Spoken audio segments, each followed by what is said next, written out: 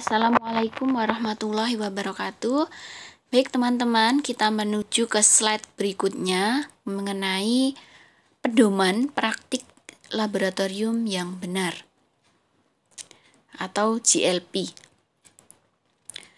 Sebagai pengantar, perlu kita ketahui beberapa hal, bahwa yang pertama, pelayanan laboratorium merupakan bagian dari pelayanan kesehatan yang diperlukan untuk menunjang upaya peningkatan kesehatan masyarakat, pencegahan dan pengobatan penyakit, serta pemulihan kesehatan.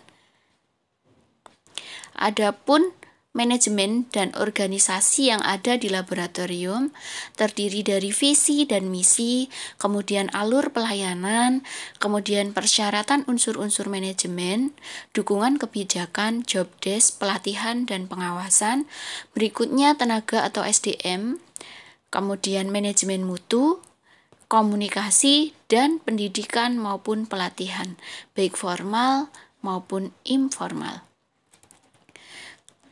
Adapun dalam hal organisasi, laboratorium kesehatan harus berbentuk badan hukum, mempunyai struktur organisasi, dan harus terpampang dengan jelas sesuai dengan jenis laboratorium. Berikut ini adalah contoh struktur organisasi di Laboratorium Kesehatan Kabupaten Sleman. Berikutnya mengenai ruangan dan fasilitas penunjang.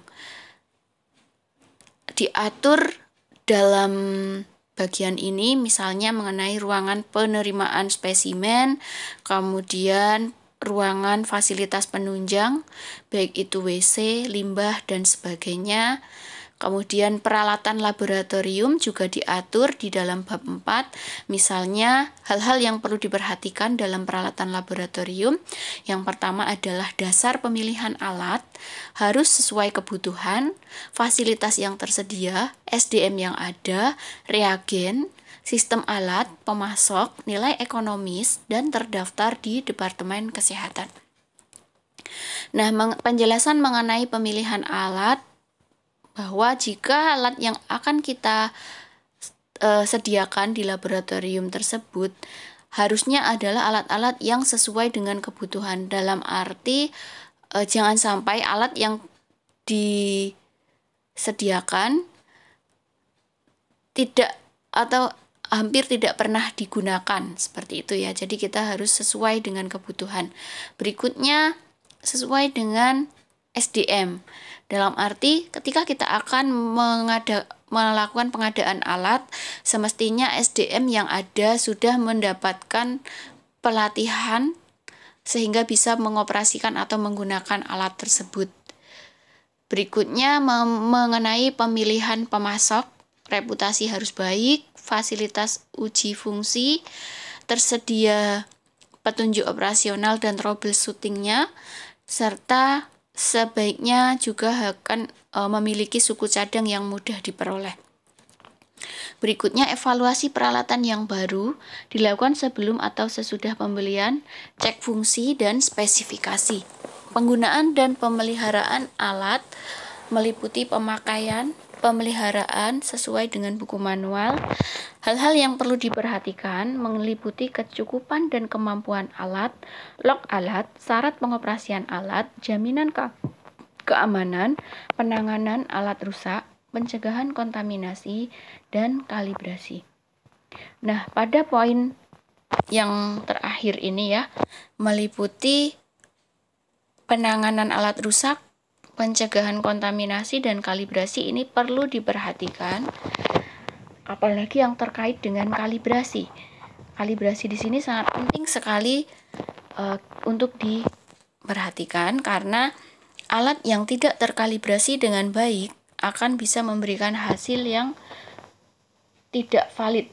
Dalam hal ini bisa saja tidak akurat atau tidak presisi, seperti itu. Berikut ini adalah gambar clinical chemistry atau kimia analyzer atau alat yang digunakan untuk pemeriksaan parameter kimia, misalnya glukosa, kolesterol, bilirubin, dan sebagainya. Nah, mengenai bahan laboratorium, kita juga harus memperhatikan beberapa hal. Yang pertama, mengenai reagen. Reagen dalam pemeriksaan laboratorium meliputi reagen enzimatis maupun reagen non-enzimatis. Reagen enzimatis di sini pada umumnya merupakan reagen yang stabilitasnya kurang baik, maka penyimpanannya harus sesuai. Maka kita juga harus mempertimbangkan misalnya dalam pemeriksaan natrium, kalium seperti itu, khususnya natrium, menggunakan metode spektrofotometer misalnya, kita bisa memilih reagen enzimatis maupun non-enzimatis. Nah, jika pertimbangan kita adalah penyimpanan yang tidak memadai atau karena stabilitas reagen itu sangat dipengaruhi oleh penyimpanan yang sesuai, maka kita bisa memilih reagen yang bersifat non-enzimatis seperti itu. Berikutnya mengenai standar juga harus kita pertimbangkan untuk penyediaannya atau pengadaannya. Dalam hal ini, dalam menyediakan bahan standar, kita harus mempertimbangkan juga terkait dengan stabilitas standar, juga konsentrasi standar, gitu ya. Karena standar di sini bisa jadi standar yang merupakan reagen kit ya, yang dalam arti kita tidak perlu mengencerkan atau kita akan mengencerkannya, gitu ya. Kalau kita akan mengencerkannya, berarti kita bisa memilih standar dengan konsentrasi yang tinggi. Karena konsentrasi yang tinggi ini biasanya relatif lebih stabil dibandingkan konsentrasi yang lebih rendah.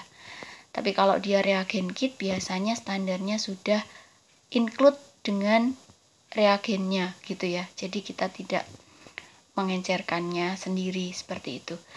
Berikutnya mengenai bahan kontrol. Bahan kontrol di sini adalah bahan yang sudah diketahui konsentrasinya maupun belum diketahui. Kalau yang sudah diketahui konsentrasinya kita sebut sebagai bahan kontrol assay. Tapi kalau belum diketahui secara pasti konsentrasi atau true value atau target value-nya, kita sebut sebagai bahan kontrol unassay. Kalau bahan kontrol assay biasanya kita gunakan untuk uji akurasi, sedangkan bahan kontrol unassay hanya bisa untuk uji presisi saja. Jadi terbatas penggunaannya kalau untuk bahan kontrol unassay. Tapi kalau assay bisa untuk uji akurasi maupun presisi. Bahan kontrol pun bisa kita buat sendiri maupun kita membeli atau kita sebut sebagai bahan kontrol komersial. Berikutnya kita juga harus mempertimbangkan air atau aquades yang akan digunakan. Apakah nanti aquadesnya hanya levelnya 1 kali destilasi atau kita sebut aquades, atau aquabides yang dilakukan 2 kali penyulingan atau destilasi, atau mungkin aqua trides misalnya. Pada umumnya yang paling direkomendasikan minimal adalah aquabides seperti itu kalau untuk pemeriksaan klinis. Berikutnya media yang akan kita gunakan juga harus kita perhatikan apakah media kita yang akan kita sediakan di laboratorium adalah media dasar atau media base ya, media dasar, atau nanti kita akan memilih untuk menyediakan media yang diperkaya seperti itu, yang dalam hal ini tidak perlu ditambahkan beberapa bahan lagi seperti itu. Kemudian dasar pemilihannya harus sesuai kebutuhan. Sekali lagi ya, bahan pun demikian harus sesuai kebutuhan. Pabriknya baik, deskripsinya lengkap, expirednya lama dan sebagainya. Tentu saja dalam hal penyediaan reagen kita atau bahan, kita menyesuaikan dengan bahan-bahan yang dibutuhkan oleh alat seperti itu. Kembali lagi ke alat, mohon maaf tadi saya belum banyak menjelaskan. Jadi kalau untuk alat, kita juga yang terpenting adalah memperhatikan kelebihan dan kekurangan apabila kita menggunakan alat tersebut. Misalnya dalam hal pemeriksaan klorida ataupun elektrolit ya, klorida NaCl, natrium kalium klorida, elektrolit tubuh, kita bisa memilih beberapa alat. Misalnya bisa memilih menggunakan alat spektroskopi serapan atom atau AAS. Bisa juga kita memilih menggunakan alat spektrofotometer UV vis. Bisa juga kita memilih untuk menggunakan elektroda ion selektif atau ion selektif elektroda yang sering disingkat dengan istilah ISE ya. Atau mungkin juga kita bisa menggunakan metode flame photometer seperti itu. Nah, yang mana yang harus kita pilih?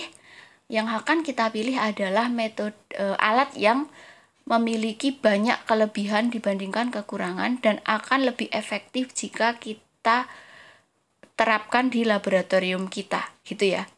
Sekali lagi, dalam hal pemilihan alat kita juga harus memastikan mana yang paling sesuai untuk laboratorium kita.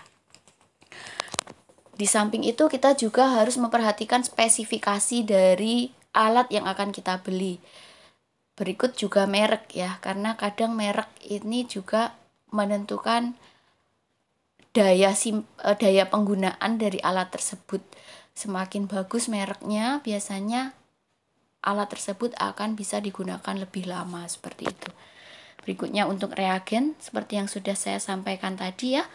Dalam hal penyediaan reagen kita juga harus memperhatikan terkait dengan penyimpanannya. Di sini dikenal istilah FIFO atau first in first out, yang artinya yang pertama masuk harus yang pertama kita habiskan gitu ya. Jadi kita harus seperti kalau di minimarket seperti itu ya, biasanya bahan atau produk yang lebih cepat kadaluarsa akan ditaruh di depan, yang dalam hal ini maksudnya adalah bahan-bahan yang stoknya lebih awal masuk atau expirednya lebih cepat, kita akan gunakan lebih awal dibandingkan bahan lainnya yang expirednya lebih lama. Berikutnya juga tempat penyimpanan, di mana dalam hal ini tempat penyimpanan ini sangat penting untuk diperhatikan karena ada reagen-reagen yang mungkin dia akan lebih stabil atau bertahan lebih lama di tempat yang suhu ruang gitu ya. Tidak selalu harus suhu kulkas atau suhu freezer. Ada reagen-reagen tertentu yang cocok disimpan di suhu ruang, ada yang cocok disimpan di suhu kulkas, ada yang cocok disimpan di suhu freezer. Masing-masing akan memiliki daya tahan tersendiri.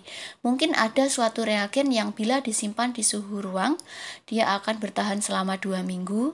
Tapi kalau di suhu kulkas malah mungkin lebih pendek masa penggunaannya. Berikutnya juga ada reagen yang dia harus disimpan di suhu freezer atau suhu kulkas misalnya. Hal ini menyesuaikan dengan sifat-sifat dari reagen tersebut. Untuk mengetahui hal tersebut, untuk mengetahui penyimpanan yang sesuainya di mana, kita bisa melihat informasi pada manual kit dari reagen tersebut. Berikutnya, spesimen. Spesimen juga kita harus memperhitungkan apa spesimen yang sebaiknya kita pilih gitu ya. Ada saatnya mungkin kita akan menggunakan spesimen serum, ada saatnya kita akan menggunakan spesimen plasma atau darah utuh ya, dalam hal ini whole blood ya, atau urin atau feses atau sputum atau pus atau sperma seperti itu. Misalnya yang sering kita pilih dalam pemeriksaan kimia klinik adalah sampel serum, tetapi tidak menutup kemungkinan ada saatnya kita juga menggunakan spesimen plasma. Kenapa kita memilih spesimen serum dan kenapa kita memilih spesimen plasma? Tentunya ada alasan tersendiri. Misalnya ketika kita akan melakukan pemeriksaan kadar glukosa, lebih direkomendasikan jika kita akan memilih menggunakan spesimen serum. Tetapi jika dalam hal pemeriksaan tersebut kita juga sekaligus menguji parameter yang lain, mungkin parameter hematologi dan sebagainya, di mana dalam parameter hematologi kita biasa menggunakan sampel plasma. Maka jika kita tidak ingin sampling 2 kali, mungkin kita tidak ingin ribet ya, ribet dalam arti kita memisahkan serum lalu kita memisahkan plasma seperti itu, maka kita biasanya memilih untuk menggunakan sampel plasma sekalian ya gitu ya. Jadi bisa jadi pemeriksaan glukosanya tidak menggunakan sampel serum tapi menggunakan sampel plasma dengan alasan sekalian untuk pemeriksaan hematologi misalnya seperti itu. Lalu ada saatnya kita menggunakan sampel darah, misalnya darah kapiler seperti itu ya. Ketika kita pemeriksaan misalnya glukosa menggunakan metode POCT misalnya.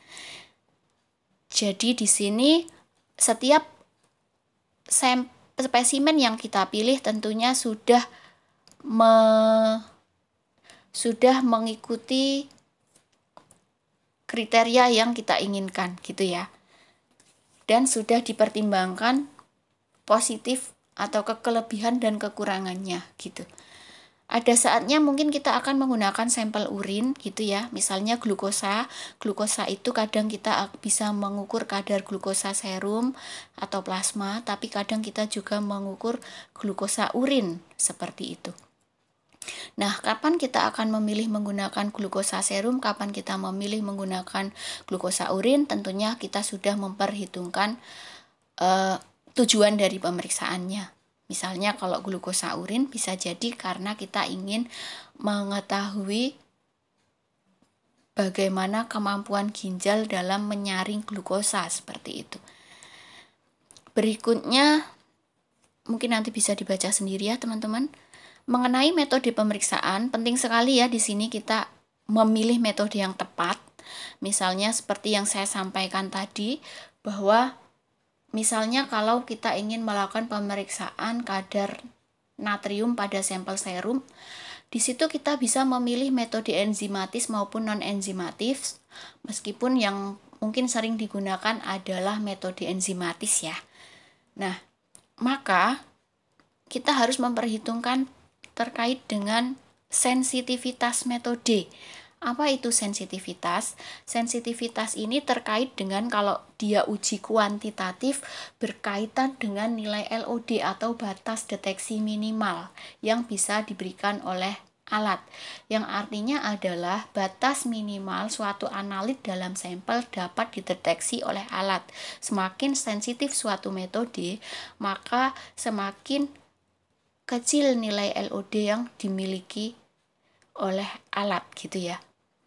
Berikutnya spesifisitas. Spesifisitas ini terkait dengan apabila kita melakukan suatu pengujian, dia mampu memberikan hasil yang benar-benar negatif untuk hasil yang negatif kalau kualitatif ya. Kalau kuanti ya berarti kalau dia spesifisitasnya bagus ya hanya mengukur analit yang kita inginkan saja gitu ya. Nah, dalam hal ini kalau yang disampaikan dalam slide ini untuk hasil yang pemeriksaan yang metodenya kualitatif. Kalau kualitatif bisa kita maknai sebagai hasil positif pada orang yang sakit gitu ya. Jika sensitivitas tinggi berarti misalnya begini, ada 100 sampel yang sudah dipastikan dia positif HIV, kemudian dari 100 sampel itu kita uji pakai metode rapid test misalnya. Ternyata dari 100 sampel itu hanya 98 yang terdeteksi positif, padahal seharusnya 100-nya semuanya terbaca positif. Berarti sensitivitasnya kita sebut memiliki sensitivitas 98% seperti itu. Tapi kalau spesifisitas ini kebalikannya atau hasil negatif pada orang yang sehat atau yang tidak sakit gitu ya.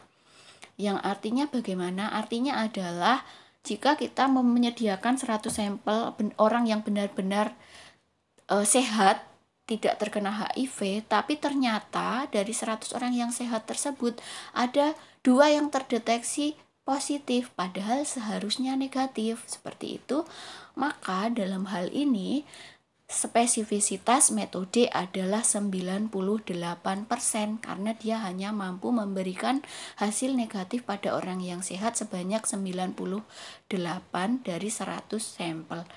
Kira-kira seperti itu, tapi ini berlaku untuk yang kuali. Kalau kuantitatif, sensitivitas ditentukan dari berapa nilai LOD yang mampu diberikan gitu ya. Semakin kecil nilai LOD maka metodenya semakin baik. Kalau spesifisitas berkaitan dengan apa? Kalau dalam kuantitatif, spesifisitas berkaitan dengan jika kita melakukan suatu pemeriksaan, maka diharapkan hanya analit yang kita inginkan saja yang bisa terdeteksi, seperti itu. Misalnya kalau dalam pemeriksaan laboratorium, misalnya pemeriksaan glukosa ya, glukosa metode Benedict ya. Benedict misalnya ketika kita mengukur gula prereduksi atau glukosa urin. Dalam hal pemeriksaan glukosa urin, ada hal yang perlu kita perhatikan bahwa ketika sampel urin mengandung vitamin C, mungkin si pasien mengkonsumsi vitamin C dosis tinggi sehingga berpotensi ikut diekskresikan dalam urin, maka glukosa tersebut atau vitamin C tersebut bisa ikut terukur. Kenapa ikut terukur? Karena vitamin C memiliki struktur kimia yang mirip dengan glukosa, di mana vitamin C ini kan bahan bakunya adalah glukosa ya. Jadi kalau mau bikin vitamin C sintetis di laboratorium itu caranya bisa kita lakukan dengan menghidrolisis glukosa. Glukosa kalau dihidrolisis bisa menghasilkan asam askorbat atau vitamin C. Karena sifatnya mirip ya, vitamin C dan glukosa ini mirip, maka vitamin C juga akan terukur sebagai glukosa jika kita melakukan pengujian vitamin C menggunakan metode Benedict atau metode Loeff ya. Seperti itu. Artinya ketika kita menggunakan metode Benedict untuk pengukuran kadar glukosa pada sampel urin, bisa kita bisa kita kategorikan bahwa metode tersebut kurang spesifik apabila ada vitamin C dalam sampel urin tersebut. Kira-kira seperti itu ya kalau untuk semi kuantitatif atau kuantitatif gitu ya. Kalau pemeriksaan metode Benedict pada sampel urin, glukosa ya, glukosa metode Benedict pada sampel urin termasuk sebagai metode semi kuantitatif. Kuantitatif juga demikian ya teman-teman. Misalnya kita menggunakan pengukuran kadar glukosa pada sampel urin metode Nelson-Somogyi misalnya. Nah, di situ kita harus memperhatikan bahwa bisa jadi vitamin C juga ikut terukur, yang artinya karena metodenya adalah oksidasi glukosa, maka kita harus memilih metode yang lebih tepat ya, yang spesifisitasnya lebih baik. Yang maksudnya adalah hanya metode tersebut hanya mengukur analit yang kita inginkan, yang dalam hal ini adalah glukosa saja gitu ya. Kira-kira seperti itu. Kemudian terkait dengan mutu laboratorium, mungkin nanti bisa dibaca sendiri ya, karena ini luas sekali pembahasannya berkaitan dengan PMI dan PME.